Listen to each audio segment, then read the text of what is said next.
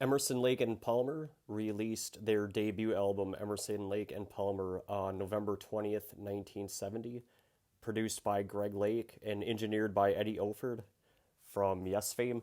And this album has 6 songs and is 41 minutes. And this is the self-titled debut album.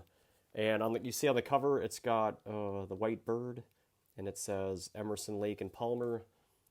Sort of like a pinkish, reddish color outline of white lettering, and it's got the bird. It's actually kind of a cool painting for a cover, and I can see there's like an ear right there in the bottom. On the flip side, you've got this guy's face. I don't know if that's the ear for the guy, probably. Okay, and this is a remastered re-release that I just picked up. And on the back, it's just got the names of the songs and the track numbers, and you can see track 4 is divided into parts. And then the disc, kind of a plain-looking label on it, like a yellow label with I guess a griffin, or a manticore, it says. It's a reference to another song by Emerson, Lake and Palmer. Okay, sounds like Yes Light to me. Keith Emerson is very similar to Rick Wakeman in the style and sounds that he chooses on keyboards and synths. In fact, just now I was doing my stretch workout, and a Rick Wakeman tune came on. I was listening to the iPod on shuffle, and it was Catherine Parr from the Six Wives. And I actually thought I got confused. I thought I was listening to Emerson, Lake and Palmer, but they're very similar to me. And this is mostly a cheerful, bright album, but there are some menacing parts in the Barbarian and the Three Fates, and Lucky Man has a pretty stoner vibe to it. But with that, let's just get right into the album, and we'll do our regular breakdown track by track. So track 1 is The Barbarian. It is credited to all three, Carl Palmer, Greg Lake, and Keith Emerson. So there are 3 co-authors. And this is an arrangement of Allegro Barbaro by someone named Bela Bartok. And it's in the key of G major, according to MusicScore.com and 4/4 time. It's an instrumental. The first part of The Barbarian reminds me of a little bit of Cans and Brahms, but with a heavy organ, the dun, dun, dun, dun.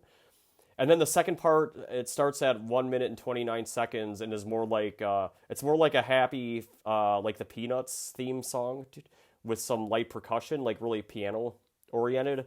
At 2 minutes and 57 seconds, it comes back to the beginning of the part with that heavy organ. And then Carl Palmer really starts pounding away on the drums around the 3:30 mark.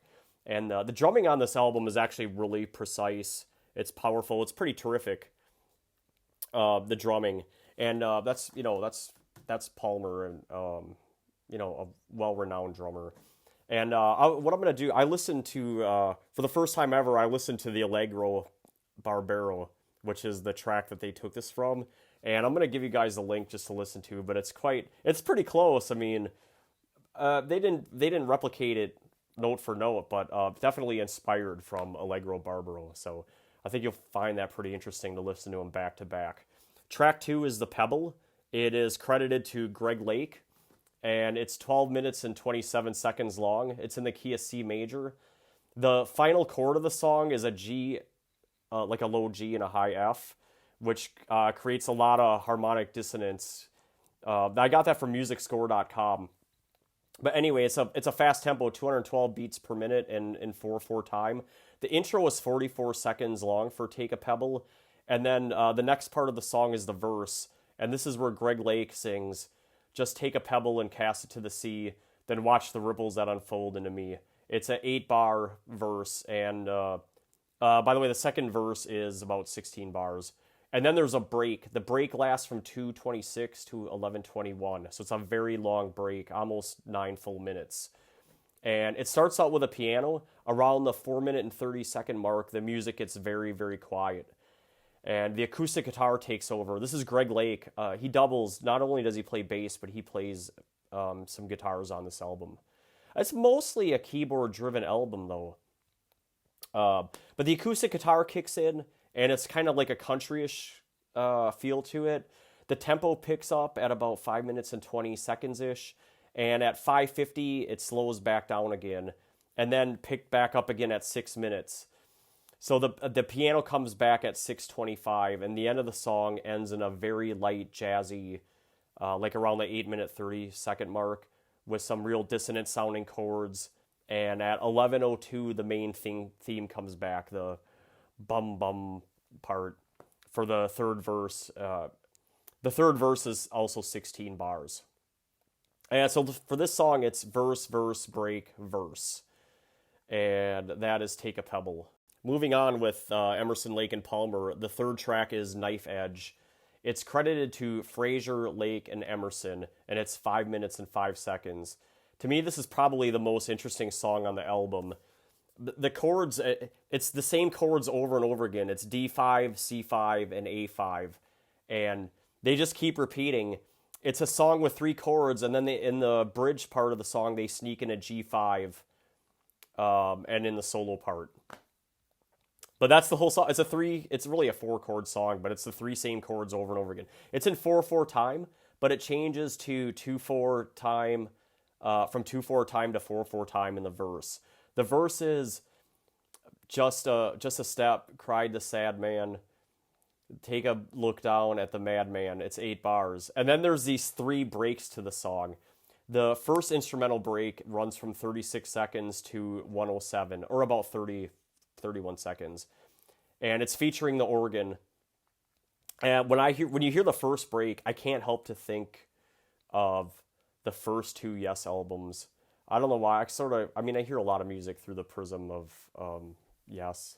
But that's the vibe I really get from it. The second instrumental break is after the second verse, and it runs from 1 minute 30 seconds to 2 minutes, and it features organ again. And then there's a third instrumental break, which runs from 2:13 to 4:03. And this is probably my favorite track on the album. It's the song arrangement is a verse, break, bridge, break, and then the final verse, and then an outro, and that's Knife Edge. The fourth track is called The Three Fates. I wish they'd have made it the third track. The Three Fates is the fourth track. It's 7 minutes and 43 seconds. This is basically a suite that Keith Emerson wrote that shows off all of his organ playing skills. At the beginning, it sounds like a big church organ. It's in the key of F major, according to sheetmusicdirect.com. And it's a moderate tempo and 4/4 time. And it's, like I said, it's all instrumental. It's split up into 3 sections. Part A is called Clotho. Part B is called Lachesis or Lacus. I don't know. I guess Lachesis. And part C is Atropos. All 3 are credited to Emerson. The first part, Clotho, it runs from the beginning to 1 minute 48 seconds. It's basically Keith Emerson doing a lot of pipe organ work. And then the second part, Lachesis, runs from 1 minute 48 seconds to 4:31, and Keith has switched over to piano. And then the third part is Atropos, and it runs from 4:31 to 7:44, or about 3 minutes and 13 seconds. It starts in 7/8 time and then switches immediately to 4/4 time in Atropos. Emerson, again, on organ and then piano in the third part, with Greg Lake banging away on the bass, and some light drum work mixed in by Palmer. And that is The Three Fates. Track 5 on Emerson, Lake, and Palmer is called Tank. It's credited to Carl Palmer and Keith Emerson. It's 6 minutes and 47 seconds. And it's featuring Emerson on clavinet and then the Moog synthesizer. The best part of the song is at 4 minutes and 50 seconds when the beat changes and Emerson hits the Moog. And it's almost like he's singing on the Moog. It's quite cool. There's a drum solo that starts around 2 minutes and 5 seconds and ends at 4:13. So the drum solo runs for about 2 minutes and 8 seconds. And I enjoy Carl Palmer's drumming. It's both crisp and powerful. He's not quite the show off that, say, Neil Peart is, but he's doing it justice. I mean, it sounds pretty cool. Chordify.com has the Tank score in F minor. I'm not sure if that's right or not, but seems like it when I listen to it back. But it's 167 beats per minute and 4/4 time, and this one's another instrumental. So, by the way, Greg Lake wrote the lyrics to this album, or most of them, and a lot of instrumentals on this album. Track 6 is the final track for Emerson, Lake and Palmer. It's called Lucky Man. This is a Greg Lake song, and it's 4 minutes and 37 seconds. It's a ballad. I have read on the internet that Greg Lake wrote this when he was like in his teenage years, and he'd been holding it on all these years. And he played it to Emerson, and they liked it and worked on it together. And honestly, this is a pretty popular song. They play it on classic rock radio stations. They used to play it on WAPL and WOZZ out of Green Bay and Appleton. But pretty well known song. Like I said, it's kind of got a stoner vibe to it. Little I guess psychedelic, but a different kind of psychedelia than the Beatles have. But it's still there. The verse is, when Greg Lake sings, "He had white horses and ladies by the score, all dressed in satin and waiting by the door." It's an 8-bar verse, and by the way, it's in D major. Sheetmusicnow.com. With that, I'll trust that in my life. Sheet Music Now, they're pretty good, and it's a slow tempo. It's in 6/8 time, so you like count it 1 2 1 2. And it's a pretty, that 6/8 is 6/8 notes in a bar. So you can think of it as like triplet. That's how I always think of it. But you can hear Greg Lake playing this. The chorus is, "Oh, what a lucky man he was." And they repeat that. It's 8-bar chorus. And I like the whole part that's after that. And then there's a solo to the song. And that's basically how the song ends. The outro is, it runs from 3 minutes and 25 seconds to the end, and it's a big Moog solo.